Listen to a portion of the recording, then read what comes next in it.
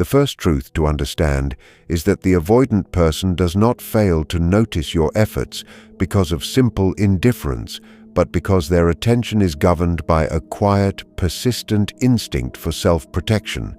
Their mind is organized less around connection and more around maintaining inner distance, as though every relationship carries the risk of taking something essential from them. When you offer help, patience, or steady loyalty, these gestures pass through a filter shaped by earlier wounds, and that filter asks only one question: does this threaten my independence? If the answer is uncertain, the gesture is reduced, minimized, or overlooked. In this way, your care is not rejected consciously. It is simply not registered with full emotional weight. You may cook meals, solve problems, listen late into the night, yet to them these acts blend into the background of ordinary life. Their awareness remains fixed on maintaining control over their inner world. It is like speaking softly to someone who is listening for danger rather than for kindness. The ear is tuned to alarms, not to affection, and so the language of devotion never fully arrives. Because of this inward vigilance, they tend to value only one thing above all else, and that is the feeling that they remain self-sufficient and unbound. Independence becomes their measure of safety, and anything that suggests reliance on another person feels unsettling. Gratitude would require them to acknowledge that your presence matters, that your support eases their burden, and such recognition implies need. Need to them resembles weakness or loss of control, so they unconsciously avoid it. As a result, the more quietly you sacrifice for them, the less visible you become. Not because you lack worth, but because their psyche is structured to erase evidence of dependence. This can leave you feeling unseen and confused, wondering how genuine effort produces so little response. Yet the issue lies not in the size of your gift, but in the way it is perceived. They respect strength and clear boundaries more readily than silent giving, because strength does not threaten their autonomy. When you understand this, you stop trying to earn recognition through endless service and begin relating from steadiness and self-respect, which is the only ground on which their guarded awareness can finally open. Emotional distance in the avoidant personality is not a deliberate act of cruelty, but a structure that formed slowly, like a wall built stone by stone over many years. At first, it may have been only a small barrier, raised to protect a tender heart from disappointment, yet with time it became the very architecture of their inner life. They learned to observe rather than participate, to think rather than feel, to retreat rather than reach outward. In conversation they may seem present, yet some essential part of them remains elsewhere, measuring the space, guarding the exits. Because of this distance, your emotional signals often fail to reach them with their full meaning. Warmth, gratitude, and shared vulnerability require openness, and openness feels unsafe to someone who equates closeness with loss of control. Thus they keep a careful gap between themselves and others, even those they love. This gap acts like thick glass. You can see each other, you can speak, yet touch never fully happens. Your kindness strikes that surface and falls away. They are not unmoved, they are insulated. Their heart does not lack depth, but it has been wrapped in layers of caution so dense that even sincere gestures struggle to penetrate. In this way, distance becomes their default state, not because they prefer loneliness, but because it feels predictable and therefore survivable. Over time, this emotional insulation reshapes how they interpret every relationship.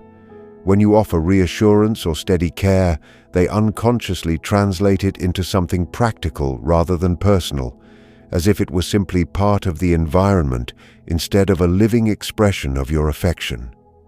They might think, "This is just what people do," or "I could manage on my own if necessary," thereby stripping the act of its emotional significance.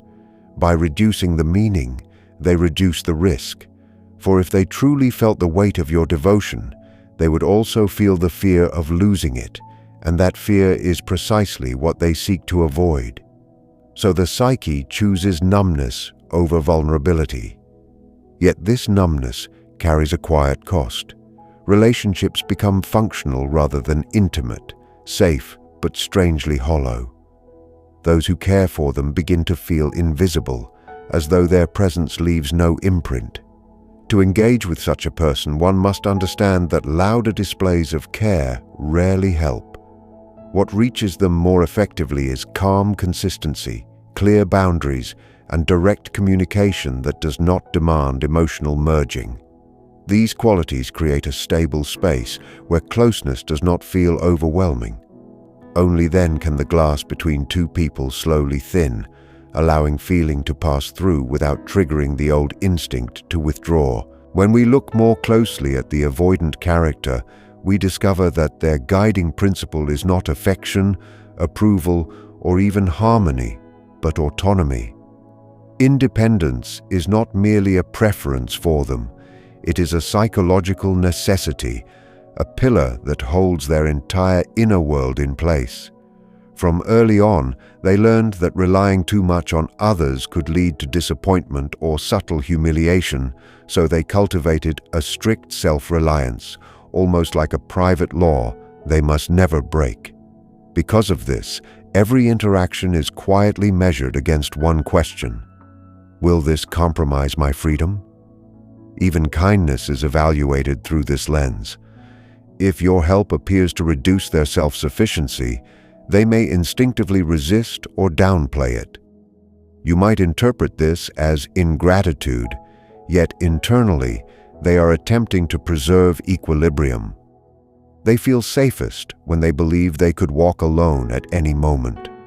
Thus, the more you attempt to prove your value through constant service, the more they experience an unspoken pressure, as though an invisible thread is being tied around them.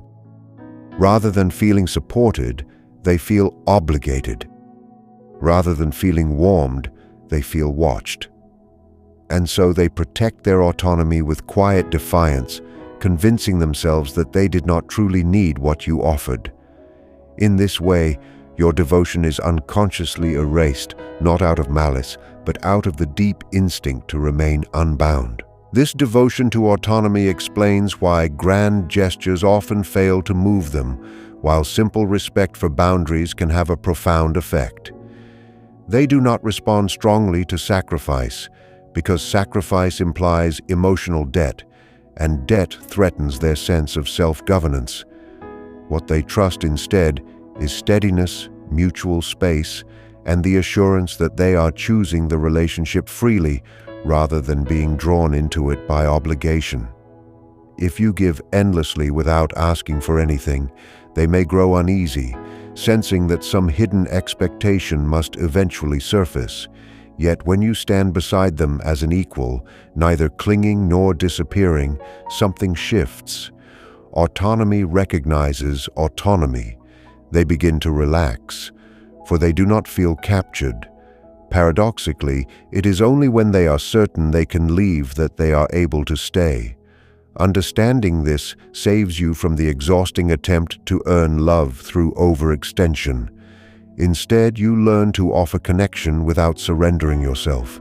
You speak your needs calmly, you allow them their space, and you keep your own center intact.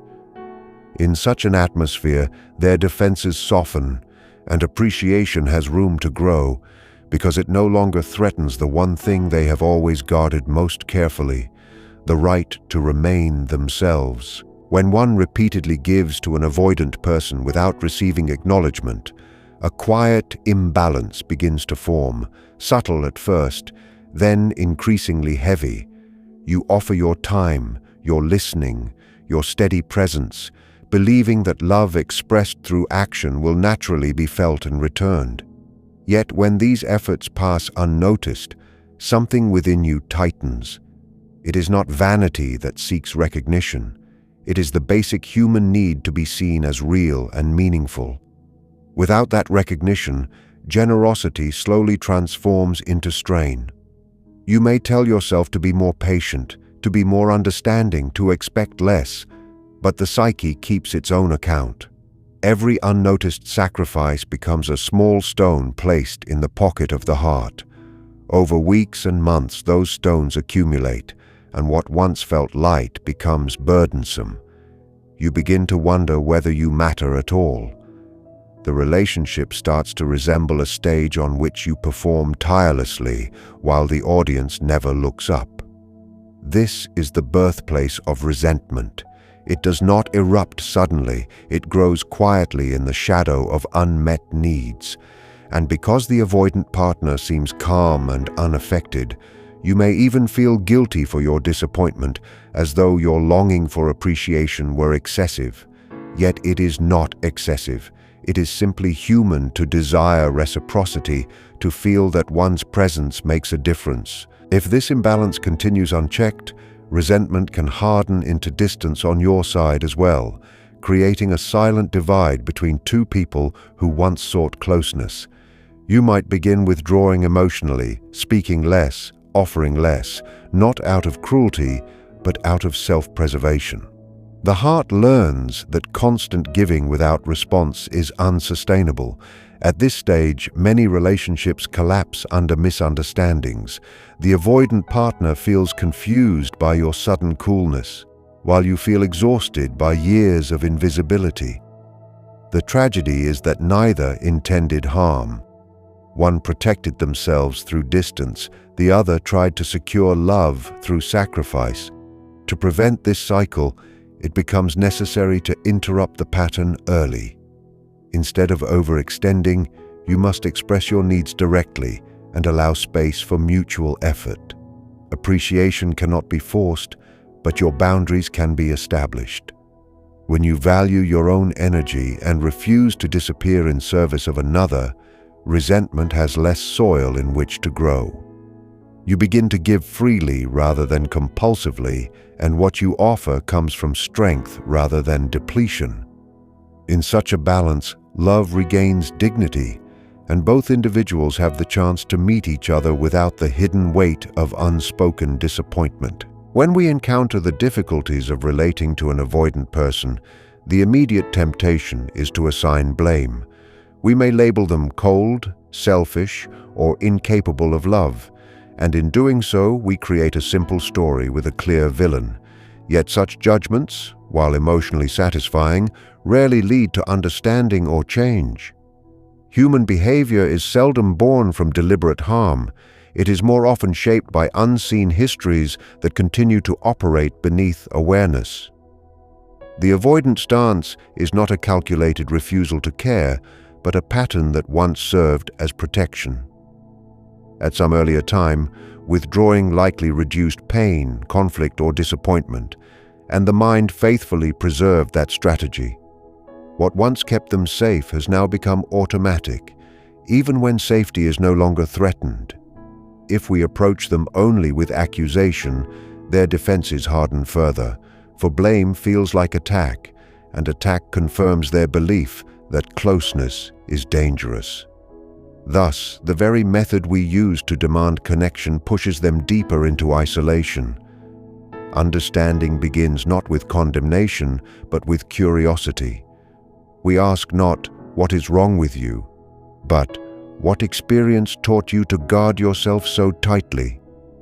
This shift does not excuse harmful behavior, yet it reframes it as something that can be explored and transformed rather than punished. Through this lens, the relationship becomes a field of learning rather than a battlefield of faults. Healing, then, requires awareness on both sides. The avoidant individual must gradually recognize their own patterns, seeing how reflexive distancing costs them intimacy they secretly desire. At the same time, you must observe your own tendencies, especially the impulse to overgive or to seek validation through sacrifice. Without this self-examination, you may unknowingly participate in the very dynamic that frustrates you. True change occurs when each person takes responsibility for their inner world instead of trying to control the other.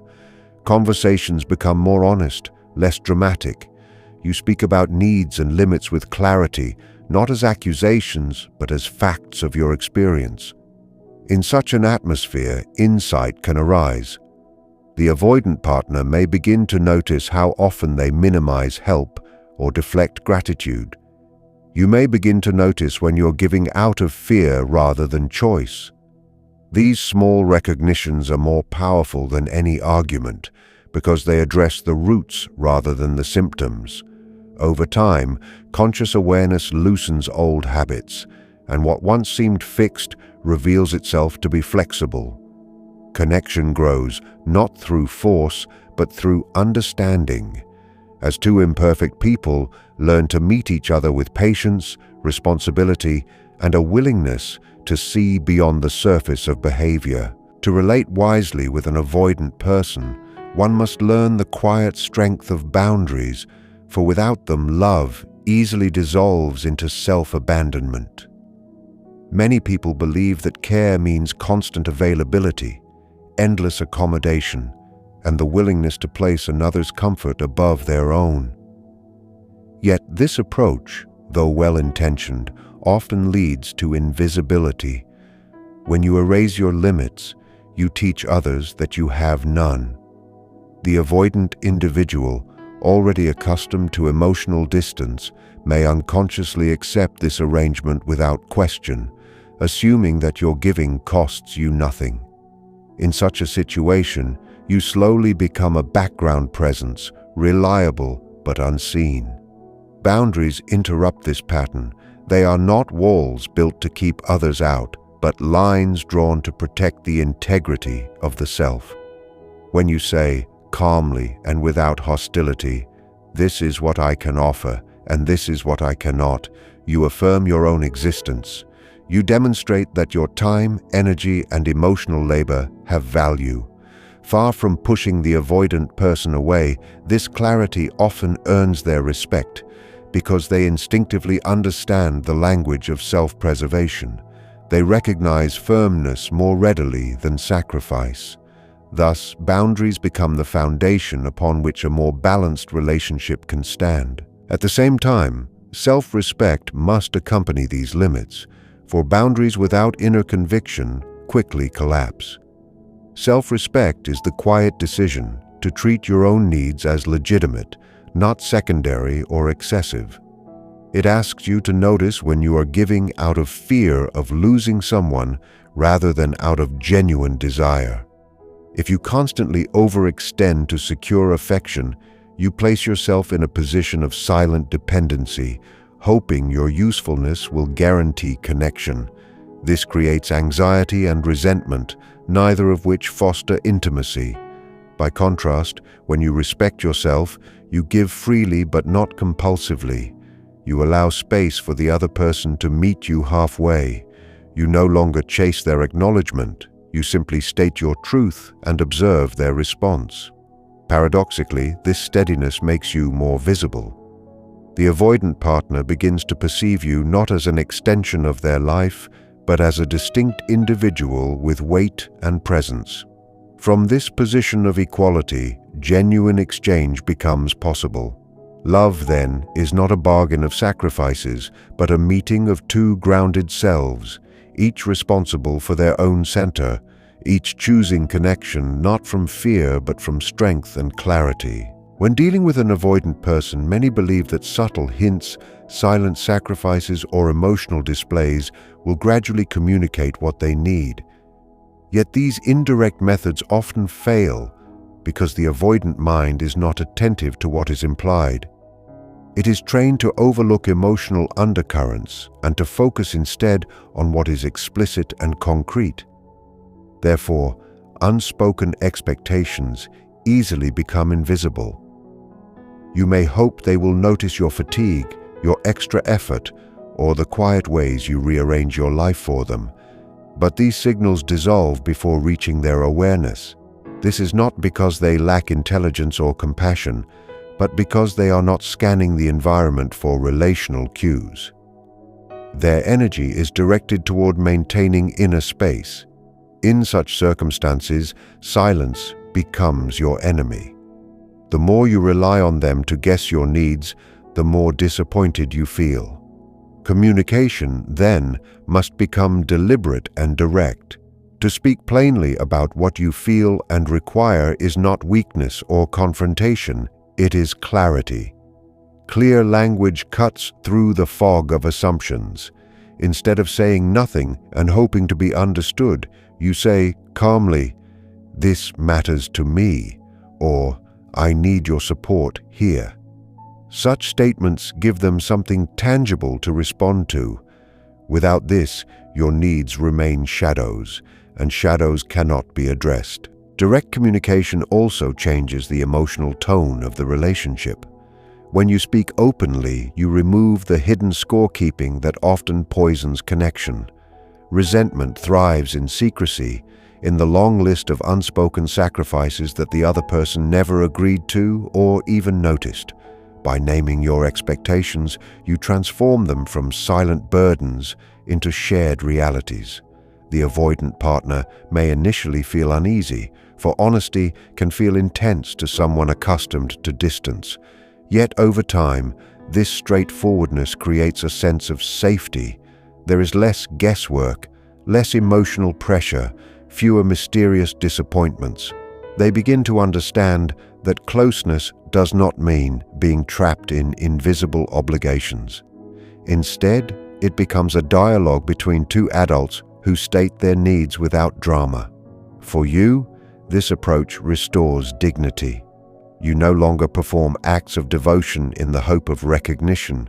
You simply ask for what you value and decide, based on their response, how to proceed. In this way, communication becomes a bridge rather than a test. It allows both people to stand in the open, where misunderstandings diminish, and genuine understanding has a chance to grow steadily and without unnecessary strain. At the heart of every strained connection with an avoidant person lies a simple but often forgotten truth. A relationship cannot mature unless both individuals learn to see themselves and each other with honesty. Without awareness, we move through life repeating old patterns like actors following a script we never chose. The avoidant withdraws automatically, protecting their inner territory, while the other person may overextend automatically, trying to earn closeness through effort. Both behaviors occur beneath consciousness, and because they are unseen, they feel inevitable. Yet, what is unconscious controls us only until it is brought into the light. When we begin to observe these habits calmly, without harsh judgment, we loosen their grip. You may notice how quickly you rush to help, how often you silence your own needs. They may begin to notice how reflexively they detach or minimize your contributions. This act of noticing is quiet but powerful. It interrupts the old rhythm. Instead of reacting, each person pauses and reflects. Awareness creates choice, and choice is the beginning of change. Without it, love becomes mechanical. With it, love becomes intentional. In this way, consciousness is not an abstract idea but a practical tool that reshapes how two people meet each other day by day. From this growing awareness, mutual respect naturally emerges.